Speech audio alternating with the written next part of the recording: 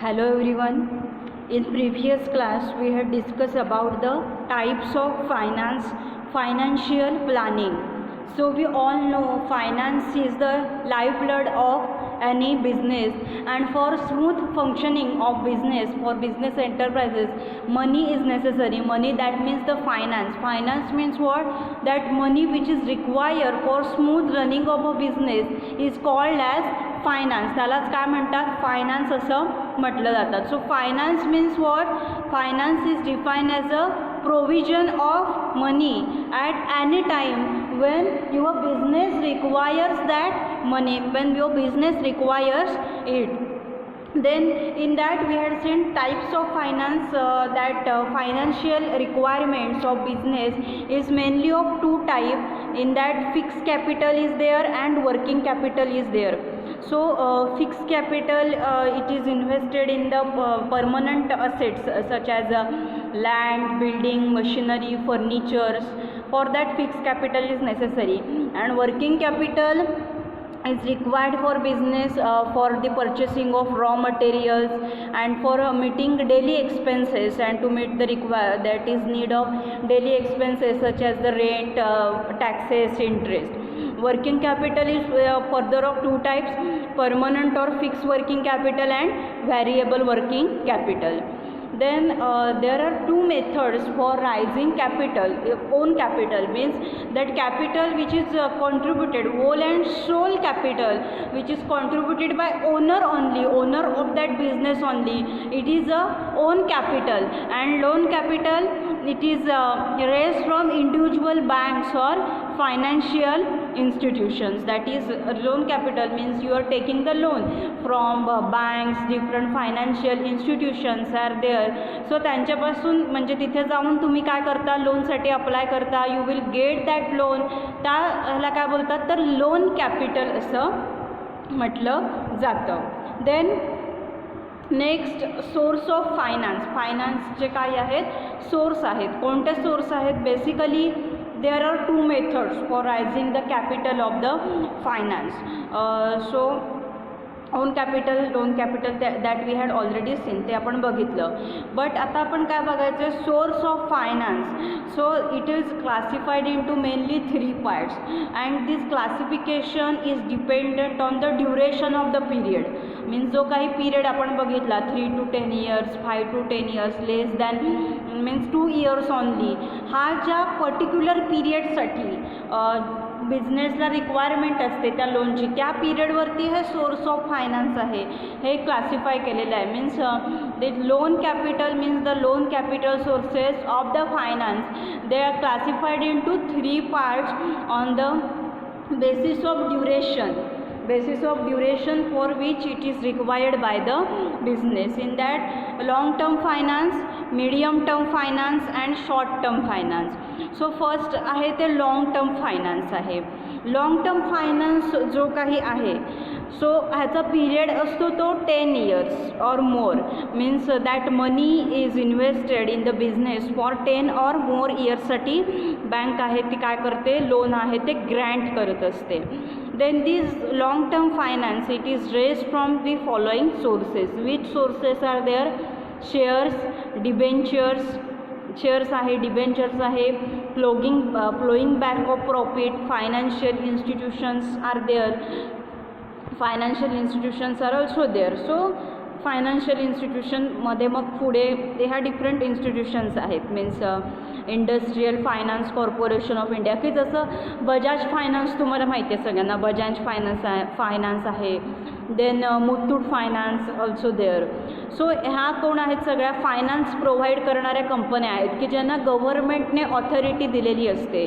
So in that IDBI is also there. IDBI bank means industrial development bank of India. Then Industrial Credit and Investment Corporation of India, Industrial Reconstruction Bank of India IRBI, then Unit Trust of India UTI. MCQला हे विचारलं जाऊ शकतं. Finance means means select any one institutions from the following, आणि ह्याच्यातलं कोणतंही नाव तुम्हाला दिलं जाईल. किंवा आता ह्याचा आता industrial development bank of India आहे, सो त्याच्या तिथे मग असं पण चुकून विचारलं जाईल MCQमध्येच तुम्हाला कन्फ्यूज होण्यासाठी. तुम्ही industrial development bank of Maharashtra असं म्हटलं जाईल, किंवा industrial reconstruction bank of Maharashtrian, और मीन्स वेगळेसुद्धा Maharashtra reconstruction bank of Indian असे आहे तुम्हाला विचारलं जाईल. MCQमध्ये हे विचारलं जाऊ शकतं. देन लॉंग टर्म फायनान्स आहे. लॉंग टर्म फायनान्स शॉर्ट आपल्याला इन डिटेल बघायचा आहे. लॉंग टर्म फायनान्सचा पिरियड असतो तो 10 or more इयर्ससाठी, that remains invested in the business for 10 or more years. Then त्याचे सोर्सेस काय आहेत लॉंग टर्म फायनान्सचे? शेअर्स आहेत. मग शेअर्समध्ये प्रेफरन्स शेअर आहे, ऑर्डिनरी शेअर्स आहे. Ordinary shares is also called as the equity shares. Then debenture is there. Then clogging back of profit आहे त्याच्यामध्ये. देन ह्या इन्स्टिट्यूशन्स, हे शॉर्ट टर्म फायनान्स झालं. देन नेक्स्ट आहे ते मीडियम टर्म फायनान्स आहे. दिस medium term finance it is invested in the business for 3 to 10 years. Medium term finance 3 to 10 इयर्सचा त्याचा period असतो.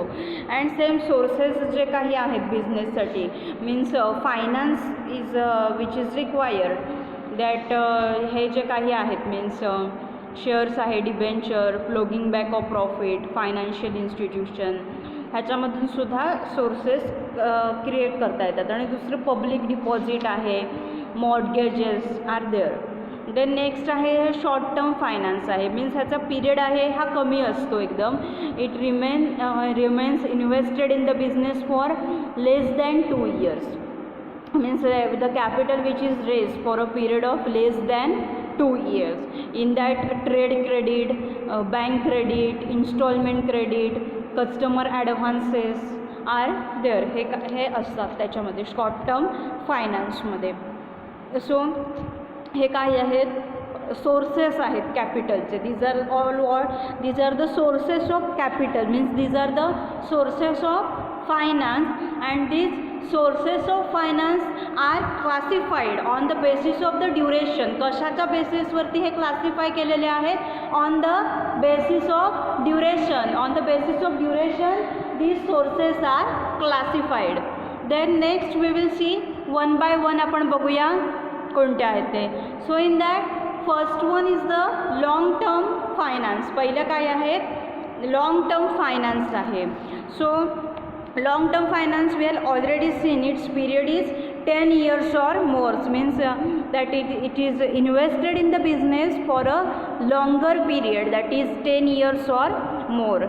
The long term finance is invested in fixed assets.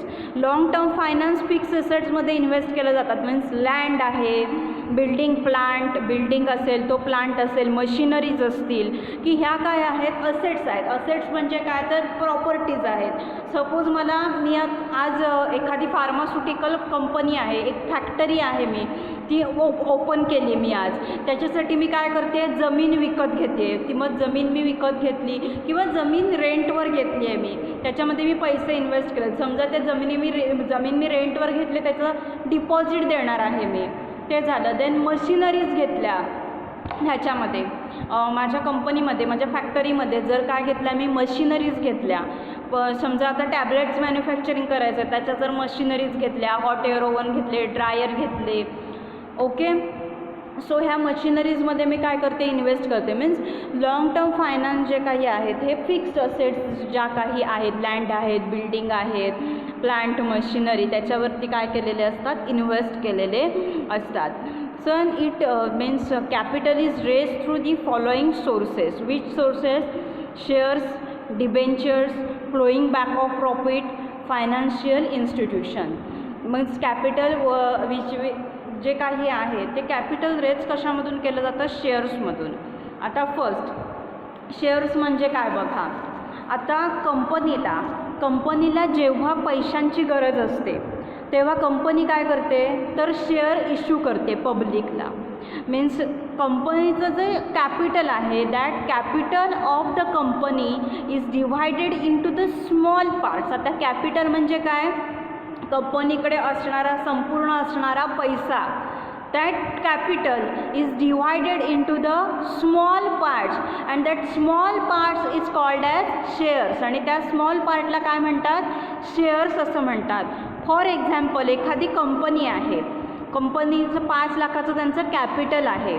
आता कंपनीने काय केलं, त्या 50,000चे शेअर्स आहेत हे विकायला काढले. आता त्याच्यातला एक शेअर किती आहे, 10 रुपीजचा. 10 रुपीजचा एक शेअर आहे, ते कंपनीने विकायला काढलेलं आहे 5 lakhsसाठी. सो हे काय झालं तर शेअर झालं. Means capital which is required for the business is divided into a large number of the equal parts. Means small पार्ट्समध्ये डिव्हाइड केलं जातं. And that each part means जो छोटा तुकडा असेल त्याला काय म्हटलं जातं तर शेअर असं म्हटलं जातं. सो शेअरचे 2 टाईप्स आहेत, प्रेफरन्स शेअर आहे आणि ऑर्डिनरी शेअर आहे. आता प्रेफरन्स शेअर म्हणजे काय आहे ते समजून घ्या. प्रेफरन्स मीन्स आपण म्हणतो की एखाद्याला प्रेफरन्स आधी दिला जातो. मीन्स 2 कॅन्डिडेट असतील, एक कॅन्डिडेट ए नावाचा कॅन्डिडेट आहे, दुसरा बी नावाचा कॅन्डिडेट आहे. Suppose I said this B candidate is superior over A. Why I said this because he is sincere. Because B नावाचा कॅन्डिडेट असेल. Why I am saying this candidate is sincere because he is attending lectures regularly, he is completing assignments regularly, so that I am saying that he is a sincere student. Okay, so these are the superior. बी नावाचा student आहे, हा काय आहे, superior आहे.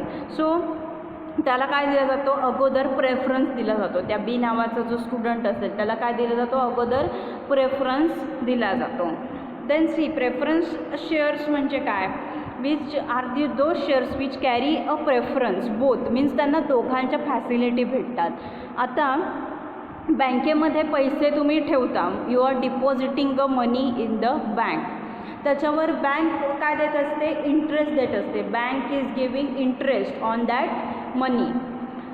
So आता shares तसंच बँकेमध्ये जे पैसे तुम्ही डिपॉझिट करता त्याच्यावरती बँक तुम्हाला इंटरेस्ट देत असते, त्याला ते इंटरेस्ट असतं. मीन्स आपण त्याला जे बँक इन्कम देत असते. Means when you are depositing a money in the bank that time you get a certain amount that you type means you get a certain income on that money that is called as a interest. त्याला काय बोलतात, interest असं म्हणतात. Similarly on that shares means that income which you get on the basis of these shares त्याला dividend असं म्हटलं जातं. Okay, dividend म्हणजे काय, जसं की तुम्ही बँकेमध्ये पैसे ठेवता, when you are depositing money in the bank, त्या पैशावरती तुम्हाला इंटरेस्ट मिळत असतं. सिमिलरली मनी काय केले तुम्ही बँकेमध्ये हे केलेलं असतं, त्याच्यावर इंटरेस्ट भेटत असतं. सिमिलरली शेअर्सवरती जे इंटरेस्ट भेटतं तुम्हाला त्याला काय बोलतात, शेअर्सवरती मिळणारं जे इंटरेस्ट मिळतं तुम्हाला त्याला डिव्हिडंड असं बोलतात. शेअर्सवर मिळणारं इन्कम त्याला डिव्हिडंड असं बोलतात. आता प्रेफरन्स, आता इक्विटी शेअर्स म्हणजे ऑर्डिनरी शेअर्स झाले आणि हे काय आहेत, प्रेफरन्स शेअर्स आहेत.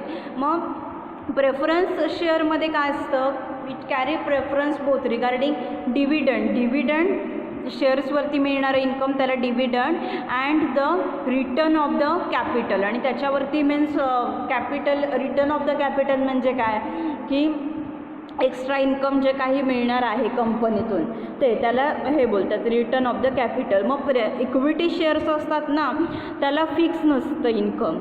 मीन्स इक्विटी शेअर होल्डर्स, आता शेअर होल्डर्स म्हणजे काय, आता समजा माझी फॅक्टरी आहे आणि मी काय केलेलं आहे, तुम्ही शेअर्स माझ्याकडून विकत घेतलेत तुम्ही शेअर्स. आता 10 रुपयेप्रमाणे असे तुम्ही किती शेअर्स आहेत ते तुम्ही शेअर्स माझ्याकडून विकत घेतलेत, तर तुम्ही काय झालात, शेअर होल्डर झालात. त्याला शेअर होल्डर्स असं म्हणतात.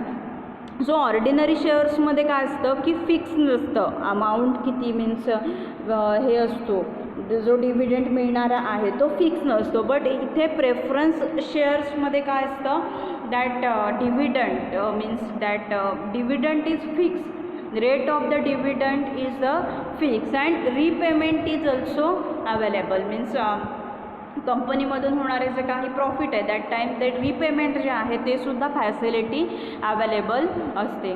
Means preference shares means what, these are the those which carry a preference both regarding the dividend, means दोन्हीही डिव्हिडंडसुद्धा आणि return of the capital. Then these shares are preferred by those people who do not like to risk their capital completely. म्हणजे काय की हे कंपनीमध्ये समजा उद्या काय झाला, कोणताही लॉस झाला, कंपनी डुबली गेली तर काय होणार, ज्यांनी कोणी शेअर्स घेतलेले आहेत त्यांचेसुद्धा काय होणार, नुकसान होणार. मग हे जे प्रेफरन्स शेअर जे काही आहेत अशाच लोकांना दिले जातात की ज्यांना मीन्स रिस्क घेणार नाहीत, जे कोणतेही दिलेल्या कॅपिटलवरती जे रिस्क घेणार नाहीत, and who want an income which is higher than if invested in some other schemes. आणि त्यांचं जे इन्कम जे काही आहे मिळणार त्यांना ते काय मिळणार, त्यांना जास्त मिळणार. अशाच लोकांना प्रेफरन्स शेअर जे काही आहे ते दिले जातात. Means these shares are preferred by those people. Means हे शेअर्स कोण घेतं, जनरली कोण घेतं की कॅपिटल ज्यांना रिस्क घ्यायची नाही आहे, जे काही मनी आपण इन्व्हेस्ट केलेले आहेत त्या इन्व्हेस्टमेंटमध्ये ज्यांना रिस्क घ्यायची नाही आहे तेच लोक प्रेफर करतात हे शेअर घेणं. आणि इन्कम मिळणारा ह्या शेअरवरती काय असतो, फिक्स असतो, fix incomes. Means fix there means preference share holders get a fix dividend from the profits and remaining profit is divided among ordinary share holders. आणि रिमेनिंग प्रॉफिट आहे हे ऑर्डिनरी शेअर होल्डर जे कोणी असतील दुसरे means equity shares. आता शेअर्सचे दोन टाईप्स आहेत, प्रेफरन्स शेअर आहे आणि दुसरा कुठचा आहे, ऑर्डिनरी शेअर्स आहे. मग प्रेफरन्स शेअर होल्डर्स त्यांना काय मिळतो, they get a fix dividend from the प्रॉफिटमधून त्यांना फिक्स डिव्हिडंड मिळतो. And remaining profit is divided among ordinary share holders. आणि रिमेनिंग प्रॉफिट जे काही आहे ते ordinary share holders means equity share holders आहेत त्यांच्यामध्ये डिव्हाइड केलं जातं. These other preference shareholders get a fixed dividend in case of winding up of the organization. Means समजा काय झालं, उद्या ती कंपनी जरी कोण बंद पडणार असेल तरी प्रेफरन्स शेअर होल्डरना काय मिळतो, फिक्स डिव्हिडंड मिळतो. मीन्स शेअर्सवरती येणारं जे काही इन्कम आहे, डिव्हिडंड म्हणजे काय तर शेअर्सवरती येणारं इन्कम असेल त्याला शेअर्सवर येणारं जे काही इन्कम आहे त्या इन्कमला डिव्हिडंड असं म्हटलं जातं. So preference share holders they get a fixed dividend in the case of means company has stop the production, company बंद पडली असं जर काही झालं, company start to wind up that organisation, then preference share holder they are getting the fixed dividend. So this is about preference share. Preference shares म्हणजे काय, these are the those shares which carry a preference both regarding the dividend and return of the capital. हा preference shares म्हणजे काय आहेत, हे preference both regarding dividend आणि capital दोघांचंही काय मिळतो, ह्यांना बेनिफिट आहे तो मिळत असतो. Then these shares are preferred by whom people, which people mostly preferred these shares means the people who are not taking the risk in their capital completely and they want an income which is higher than invested. They want an income which is higher than if invested in other schemes.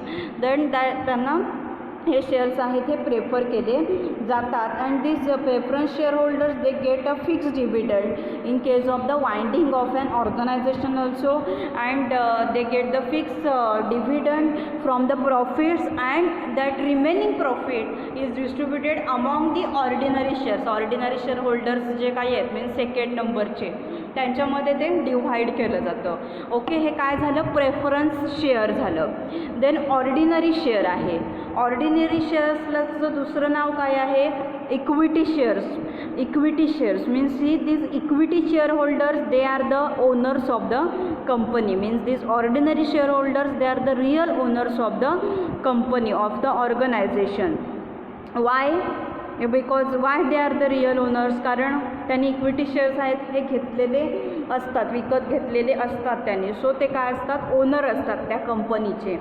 जी काही company असेल त्याचे owners असतात. आणि see here इथे जे काही dividend आहे, here dividend is not fix in case of the ordinary shares. And see, they are the real owners of the organization. Why? Because company shareholders, because what? Because the company is controlled by them. कंपनीचे काय असतात ते त्यांना वोटिंगचे जे rights आहेत ते असतात. Means मॅनेजमेंटमध्ये जर काही डिसिजन्स घ्यायचा असेल, आता मॅनेजमेंटमध्ये आता शेअर होल्डर्स 1-2 शेअर होल्डर्स असतील तर ठीक आहे, बट भरपूर शेअर होल्डर्स असतील, मीन्स 100 शेअर होल्डर्स असतील आणि कंपनीच्या रिगार्डिंग जर त्यांना काही डिसिजन घ्यायचा असेल, then how they will take that decision. तर ते डिसिजन कसा घेणार? So voting rights means voting करून आणि योग्य तो डिसिजन ते घेतात. Means they have the voting rights to elect the directors of the company. Then see here the dividend on these shares is paid after the dividends on the preference shares has been paid. And here the dividend जे काही income आहे that is not fixed. And see, they are having a risk. These ordinary shares they have a risk because they get their claim only after the clearance of all other claims. Then here these shareholders are generally paid a higher rate of dividend. Then this rate of the dividend is depend on amount of the profits available. So here that amount of that capital means amount of the dividend is not fixed. and preference शेअरमध्ये डिव्हिडंडची जी amount आहे ती fix असते आणि ordinary शेअर्समध्ये that amount of the dividend is not fix. Ordinary शेअर्समध्ये डिव्हिडंडची amount आहे ती fix नसते. प्रेफरन्स शेअरमध्ये काय असते तर फिक्स असते. सो हे काय झाले? प्रेफरन्स शेअर आणि ऑर्डिनरी शेअर्स झाले. ऑर्डिनरी शेअर्स म्हणजे काय? Equity shares. आणि ऑर्डिनरी शेअर्स होल्डर्स असतात ते काय असतात? ओनर्स असतात कंपनीचे. ते कंपनीचे डिसिजन्स घेत असतात. They are having the voting rights and when there is situation create to elect the board of directors and when any decision if they want to, जर त्यांना कुठल्याही प्रकारचा डिसिजन घ्यायचा असेल किंवा कंपनीचे बोर्ड ऑफ डिरेक्टर त्यांना काय करायचं असतील, निवडून आणायचे असतील, ठरवायचे असतील, तर ते काय करतात? त्यांच्यामध्ये काय घेतलं जातं? वोटिंग घेतलं जातं आणि मग वोटिंग करून ते काय केलं जातं? डिसाईड फायनल केले जातात. देन हे झाले प्रेफरन्स शेअर. आणि ऑर्डिनरी शेअर्स म्हणजे equity shares. So ordinary they are real owners आहेत ते कंपनीचे. ओके, डिव्हिडंड आहे डिव्हाइड केला जातो. And this rate of the dividend on such shares is depend on the profit available. Profit किती available आहे त्याच्यावरती डिपेंड असतं. आणि प्रेफरन्स शेअरमध्ये काय बघितलं? They are getting the preference of means both, that is डिव्हिडंडसुद्धा मिळतो आणि रिटर्न आहे कॅपिटल ते सुद्धा मिळतं. And these shares are preferred by those people who do not like to risk their capital. हे शेअर्स जनरली प्रेफर कोण करतं? मीन्स रिस्क जे कोणी घ्यायला तयार नसतात कॅपिटलवरती कम्प्लिटली, सो ते प्रेफर करतात. And they want an income which is higher than invested. Invest केल्यापेक्षा हायर इन्कम त्यांना हवं असेल. ओके, सो ते प्रेफर करत असतात शेअर. हे काय झालं? प्रेफरन्स शेअर झाले आणि ऑर्डिनरी शेअर झाले. सोर्सेस ऑफ कॅपिटल आपण बघतोय त्याच्यामध्ये लॉंग टर्म फायनान्समध्ये फर्स्ट आहे ते शेअर्स आहे. देन नेक्स्ट आहे ते डिबेंचर आहे. डिबेंचर म्हणजे काय? तर कंपनीला जेव्हा पैशांची गरज असते, means when the company needs money, when there is a requirement of the funds to the company, that time what happen? Company issue shares. That time what company do? That time company issues shares. But जर कंपनीला share त्यांचे द्यायचे नाही आहेत किंवा कंपनीला share वाढू द्यायचे नाही आहेत त्यांचे, तर कंपनी काय करते? लोकांकडून means from the people share is taken by the company. Company काय करते? लोकांकडून शेअर आहे ते उधारीने घेते, बॉरो करत असते. आणि कंपनी काय करते? जेव्हा ते लोकांकडून घेते पैसे, तेव्हा लोकांना फिक्स रेट आहे इंटरेस्टचा तो द्यावा लागतो. परत बघा, डिबेंचर म्हणजे काय? कंपनीला जेव्हा केव्हा पैशांची गरज असते तेव्हा कंपनी काय करते, शेअर इश्यू करते. बट समजा कंपनीला शेअर आपले वाढू द्यायचे नाही आहेत किंवा लोकांमध्ये जास्त द्यायचे नाही आहेत शेअर कंपनीला, तेव्हा कंपनी काय करते की लोकांकडून पैसे आहेत, मीन्स लोकांकडून शेअर्स जे काही आहेत हे उधारीवरती घेत असते आणि कंपनी लोकांकडून हे जे काही पैसे घेत असते त्यासाठी त्या कंपनीला लोकांना काय द्यावं लागतं, फिक्स रेट ऑफ इंटरेस्ट, व्याज जे काही आहे, इंटरेस्ट म्हणजे काय, व्याज, फिक्स जे काही व्याज असेल ते कंपनीला द्यावं लागतं.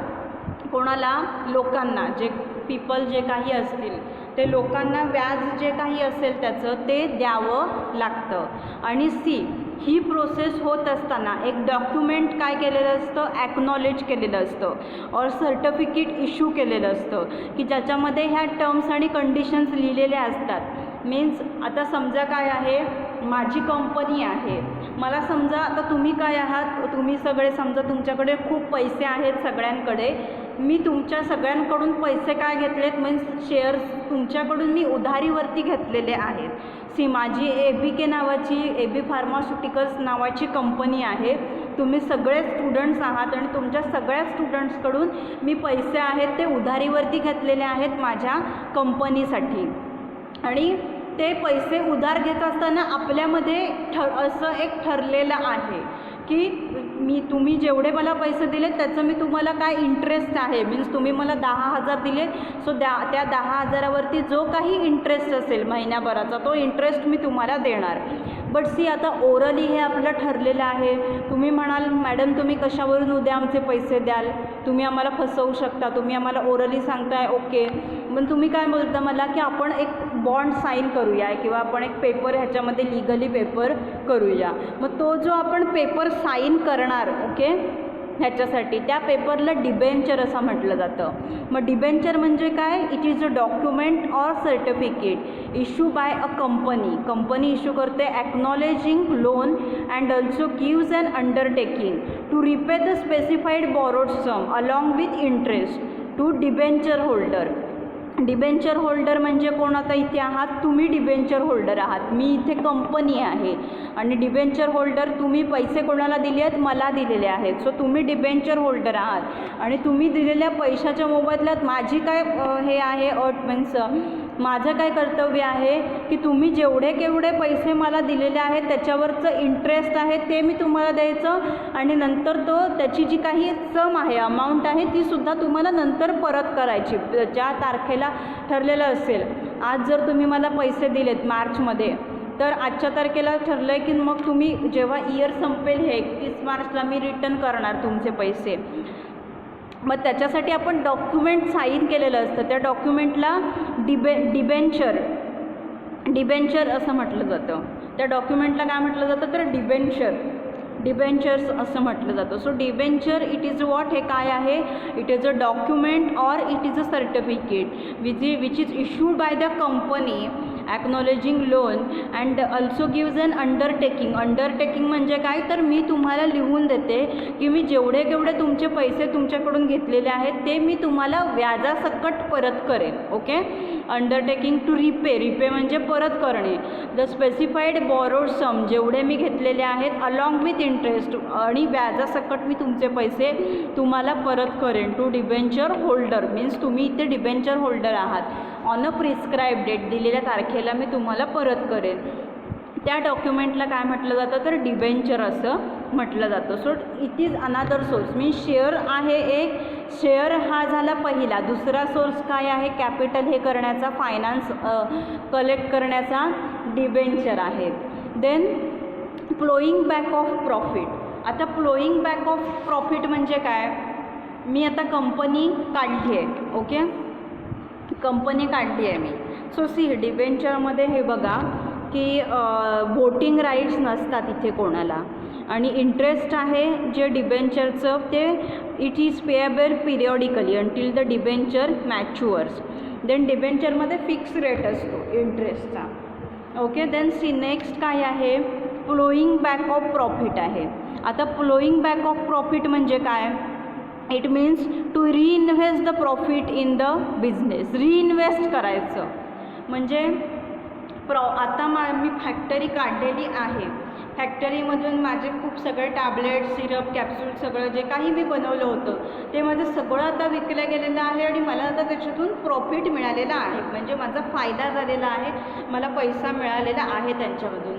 सो हा जो मिळालेला प्रॉफिट आहे तो प्रॉफिट काय करणार मी? परत इन्व्हेस्ट करणार.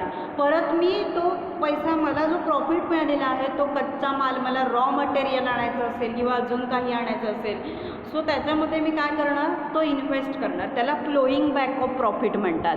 Means the profit which is earned by business organization is not distributed or only partially distributed among the ordinary shareholders.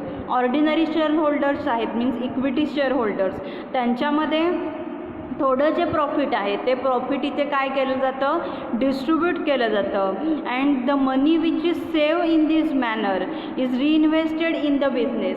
आणि ह्याच्यातून जे काही पैसा सेव्ह होतो, मीन्स मनी सेव्ह राहतो, तो परत काय केला जातो? बिझनेसमध्ये वापरला जातो. त्याला फ्लोईंग बॅक ऑफ प्रॉफिट असं म्हणतात किंवा ह्याला रिटर्न फंडसुद्धा म्हणतात. Or it is generally known as reserve fund. MCQला हा क्वेश्चन तुम्हाला येऊ शकतो, रिझर्व्ह फंड कशाला म्हणतात. So this funds generally known as reserve fund. Flowing back of प्रॉफिटलाच काय म्हणतात? तर रिझर्व्ह फंड्स असं म्हणतात. So flowing back of profits म्हणजे काय? तर रिइन्व्हेस्ट करायचं प्रॉफिट बिझनेसमध्ये. Means profit which is earn by business organisation is not distributed or it is only partially distributed among ordinary shareholders or partners. Partially distribute केला जातो त्या शेअरहोल्डर्समध्ये. And money which is save in this manner is reinvested in the business. Money हा जो काय केला जातो? Save केला जातो. अशा प्रकारे तो सेव्ह केलेला money, that fund is generally known as reserve fund. त्या फंडला काय बोलतात? रिझर्व्ह फंड्स असं बोलतात. और फ्लोईंग बॅक ऑफ प्रॉफिट्स असं म्हटलं जातं. It means to reinvest the profit in the business. हे फ्लोईंग बॅक ऑफ प्रॉफिट झालं. देन नेक्स्ट आहेत त्या फायनान्शियल इन्स्टिट्यूशन्स आहेत. Means there are various financial institutions granted by the centre and state governments for financing. Means financial institutions आहेत. Okay, ह्याची नावं जी काही आहेत ही नावं तुम्हाला फायनान्शियल इन्स्टिट्यूशन्सची ॲज इट इज नावं आहेत ती लक्षात ठेवायची आहेत. So which financial institutions they are means set up by whom? Center and state governments. In that Industrial Finance Corporation of India, IFCI. Okay, IFCI आहे फर्स्ट आहे त्याच्यामध्ये. IFCI म्हणजे काय? Industrial finance corporation of India. It is established in which year? 1948. And it's objective of this institution is that is to give financial assistance to industrial concerns. Means फायनान्सची जी काही गरज असेल, मनीची रिक्वायरमेंट्स असेल इंडस्ट्रीला, मीन्स मोठमोठ्या industries ज्या काही असतात, कंपन्या ज्या काही असतात मोठमोठ्या, सो त्या कंपन्या ज्या काही आहेत त्यांना फायनान्स प्रोव्हाइड करणं हा त्याचा ऑब्जेक्टिव्ह आहे, हा IFCIचा. Then industrial development bank of India means IDBI आहे. IDBI it is establish in which year? जुलै 1964 मध्ये. अँड इट्स एम काय आहे ह्याचा? To regulate and supervise the activities of other financial institutions. Other financial institutions आहेत म्हणजे IFCI पहिली जी आपण बघितली. इंडस्ट्रियल फायनान्स कॉर्पोरेशन आहे. देन ICICI आहे means industrial credit and investment corporation आहे. देन UTI आहे, unit trust of India. LIC आहे, life insurance corporation. So other ह्या फायनान्शियल इन्स्टिट्यूशन्स ज्या काही आहेत ह्यांना रेग्युलेट करणं और ह्यांना कंट्रोल करण्याचं काम हे कोण करत असतं? IDBI करत असते. Means industrial development bank of India हे करत असते. Then it also provide financial assistance to industry by providing long term finance. Long term finance means 10 years finance जो काही असेल ते प्रोव्हाइड करत असते ह्या इन्स्टिट्यूशन्स आहेत त्या. देन नेक्स्ट इन्स्टिट्यूशन आहे ती industrial credit and investment corporation of India, means ICICI आहे. सो ICICI एस्टॅब्लिश कोणत्या इयरमध्ये केली? जानेवारी 1955मध्ये. And what is the aim? To provide the medium and long term financial assistance to industrial units in private sector. Private सेक्टरमध्ये ज्या काही industries आहेत, मीन्स गव्हर्मेंट सेक्टर नाही तर प्रायव्हेट लोकांनी स्वतःच्या ज्या काही कंपन्या आहेत, मीन्स आता समजा उद्या मी एक कंपनी काढायचं ठरवलं, तुम्ही समजा उद्या कंपनी काढायची ठरवलीत एखादी प्रायव्हेट, तर ती कशी येणार? प्रायव्हेट सेक्टर येणार.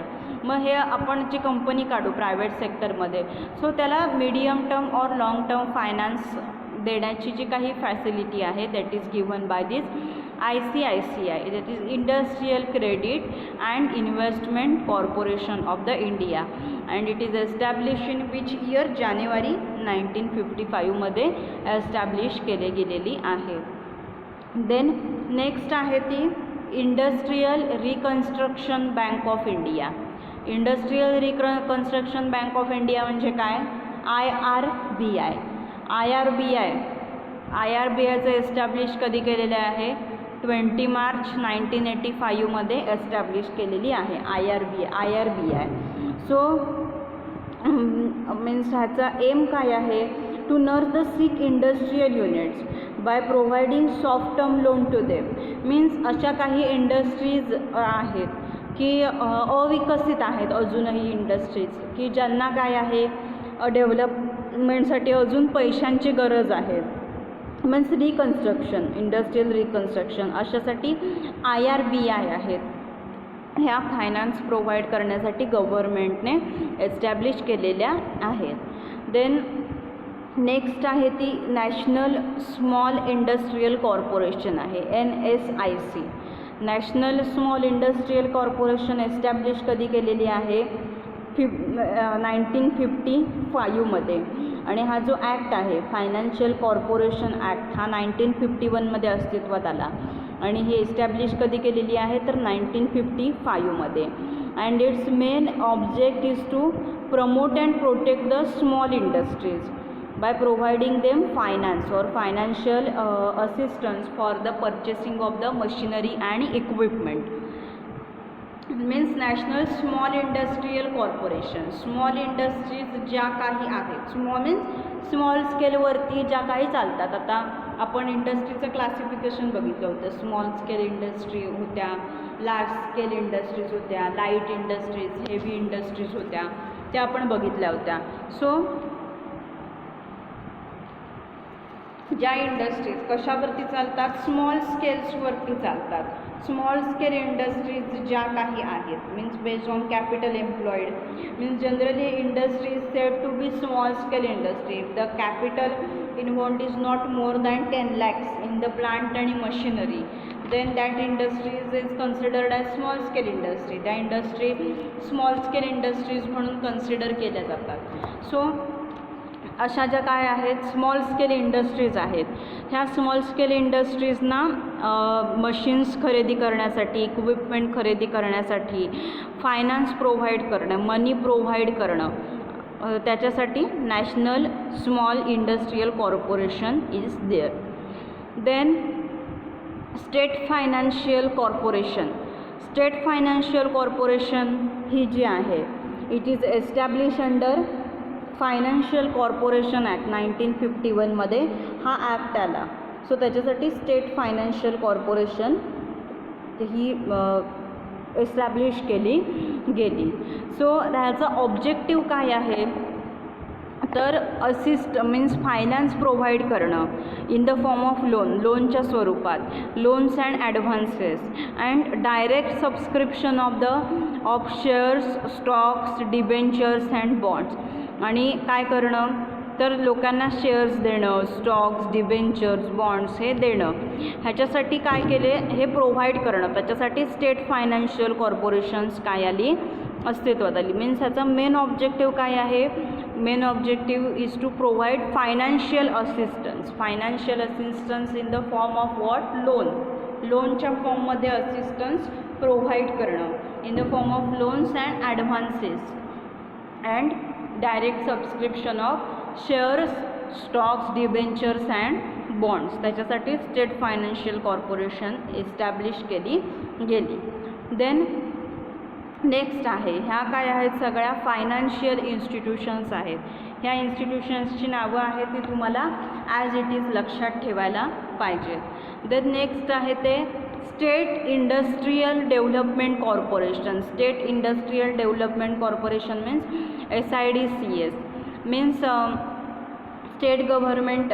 For every state there is a state government, means that each state government have established their own industrial development corporation. प्रत्येक स्टेट गव्हर्नमेंटने काय केलं आहे, स्वतःचं इंडस्ट्रियल डेव्हलपमेंट कॉर्पोरेशन डेव्हलप केलेलं आहे. For promoting the growth of industry in their areas. Means Maharashtra state असेल तर पर्टिक्युलर महाराष्ट्र स्टेटने आपलं state means Maharashtra industrial development corporation means MIDC म्हणजे काय, आपल्या कॉलेजच्या पुढे गेलात तुम्ही, देन वनाज कंपनी आहे, ॲडलर कंपनी आहे, सुश्रुत वगैरे जे काही आहे तो सगळा कुठला एरिया आहे, MIDC एरिया आहे. तो MIDC म्हणजे काय तर Maharashtra industrial development corporation. Means प्रत्येकाने मीन्स जसं की गुजरात असेल, गुजरातचं काय तर GIDC येतं, कर्नाटका असेल KIDC येतं means Karnataka industrial development corporation येतो. की प्रत्येकाने म्हणजे स्वतःच्या त्यांच्या स्टेटमध्ये इंडस्ट्रीज आहेत ह्या प्रत्येकाच्या स्वतःच्या स्टेट्समध्ये डेव्हलप झाल्या पाहिजेत. ह्याच्यासाठी state industrial development corporation is established. Then next आहे ते युनिट ट्रस्ट ऑफ इंडिया आहे, UTI. आता UTI हे एस्टॅब्लिश कधी केलेलं आहे, 1964 मध्ये. आणि ह्याचा ऑब्जेक्टिव्ह काय आहे, ही UTI जी ही फर्म आहे, UTI ही काय आहे, फायनान्शियल इन्स्टिट्यूशन आहे. सो मेन एम काय आहे ह्याचा, to stimulate and pull together the savings of the people belonging to middle and lower income groups. Means means middle class family आहेत किंवा ज्या फॅमिलीज आहेत की ज्यांचं इन्कम आहे हे खूप कमी आहे, मीन्स ज्यांचं जे उत्पन्न जे काही आहे हे खूप कमी आहे. So means to stimulate their saving, to promote their saving, this UTI is established, and to enable the investors to share the benefits of the investment in the overgrowing number of industrial concerns in the country. म्हणजे काय की जे investors जे काही आहेत so त्या इन्व्हेस्टरने काय केलं पाहिजे की ज्याच्यासाठी आपण इन्व्हेस्टमेंट करतो आहे, ओके, मीन्स टू शेअर त्याचे बेनिफिट जे काही आहे, to benefit of the investment means to share benefit of the investment in the overgrowing number of industrial concerns in the country. Means industrial डेव्हलपमेंटसाठी त्यांनी काय केले पाहिजे तर ट्राय केले पाहिजेत. ह्याच्यासाठी UTI आहे. UTI म्हणजे काय, unit trust of India is develop. त्याच्यासाठी UTI आहे ती काय केली गेली आहे, डेव्हलप केलेली आहे. And establish in which year 1964 मध्ये एस्टॅब्लिश केलेली आहे. देन बेसिक ऑब्जेक्टिव्ह काय आहे UTIचा, that is to stimulate the savings of the people who are belonging to middle and low income group. Middle आणि लो इन्कम ग्रुप त्यांचे आहेत. So savings to stimulate their savings. Then to enable the investors to share the benefits of the investment in the overgrowing number of industrial concerns in the country. And काय करायचं, investors जे काही आहे to share their benefits of the investment. Benefit जो काही आहे इन्व्हेस्टमेंटमधला तो काय करायचा, शेअर करायचा in the industrial concerns in the country, share करायचा. त्याच्यासाठी UTI unit trust of the India establish in which year 1964 मध्ये एस्टॅब्लिश केलेला आहे. बेसिक ऑब्जेक्टिव्ह काय आहे UTIचा, to stimulate the savings of the people means people who are belonging to the middle class family and the lower class family. So to stimulate their savings, this UTI unit trust of the India is developed. So ह्या सगळ्या काय आहेत, काय बघितलं आपण, financial institutions are there. कोणत्या आहेत financial institution, तुम्हाला नावं लक्षात आली पाहिजेत. MCQला ह्याच्यावरती क्वेश्चन विचारला जाऊ शकतो. Industrial finance corporation of India आहे, IFCI. देन IDBI आहे, देन ICICI आहे, IRBI आहे आणि NSICC. त्यांचं ऑब्जेक्टिव्ह काय आहे, मीन्स प्रत्येक फायनान्शियल इन्स्टिट्यूशन काय त्याचं ऑब्जेक्टिव्ह काय आहे हे लक्षात असलं पाहिजे. Then state financial corporations is there. Then state industrial development corporation is there. Then unit trust of the India UTI is also there. सो हे काय आहेत, फायनान्शियल इन्स्टिट्यूशन आहे. And this is about long term finance. आणि ह्या सगळ्या institutions ज्या काही आहेत त्या प्रोव्हाइड काय करत असतात, लाँग टर्म फायनान्स आणि मीडियम टर्म फायनान्स आहे इंडस्ट्रीसाठी. Long term they are providing the long term finance and medium term finance to the industrial concerns. इंडस्ट्रीला लाँग टर्म फायनान्स आणि मीडियम टर्म फायनान्स ह्या प्रोव्हाइड करत असतात. Unit trust of the India. It is establish in which year, 1964. And what is objective of this UTI is what, to stimulate the savings of the people belonging to middle and lower groups and to enable the investors to share benefits of their investment. So here total financial institutions आहेत. So total there are 8 financial institutions are there. This is about short term so this is about long term, this is about the long term finance. long term finance कशासाठी invest केला जातो, असेट्समध्ये. Fix asset ज्या काही असेल, land आहे, plant आहे, machinery आहे, building आहे, त्याच्यासाठी इन्व्हेस्ट केला जातो. And capital is raise through sources काय आहेत त्याचे, शेअर्स आहेत. प्रेफरन्स शेअर आहे, ऑर्डिनरी शेअर्स आहे. ऑर्डिनरी शेअर्सलाच काय बोलतात, इक्विटी शेअर्स म्हणतात. And this ordinary share holders they are the owners of the company, they are having the voting rights. And ordinary shares income is not fix. जर profit कमी झाला किंवा profit वाढला तरी पण त्यांचं इन्कम काय नसतं तर फिक्स नसतं. आणि प्रेफरन्स शेअर असतात तिथे जे काही इन्कम आहे, मीन्स डिव्हिडंड जो काही मिळणार आहे तो डिव्हिडंड तिथे फिक्स असतो. Then we had seen debenture. Debenture is what? It is a document, okay, which is issued by company, and company is giving guarantee to repay the amount of the people along with the interest. Then flowing back of the profits means to reinvest profit in the business. Then we had seen financial institutions are there, means there are various financial institutions which are means set up by the center and state government. In that IFCI, IDBI, then ICICI, IRBI, NSIC, State Financial Corporation, then State Industrial Development Corporation, Unit Trust of India is there. Unit Trust of India पण आहे त्याच्यामध्ये. So this is about the long term finance. हे काय आहे, long term finance आहे. So next lecture we will see medium term finance आणि short term finance काय आहे ते आपण नेक्स्ट लेक्चरला बघूया. Okay, so all this terms are new to you, so listen it again and again. पुन्हा ऐका लेक्चर, आणि जर काही समजलं नसेल कोणता पार्ट तर मला सांगा, मी परत एक्सप्लेन करेन. Okay, thank you. Happy learning.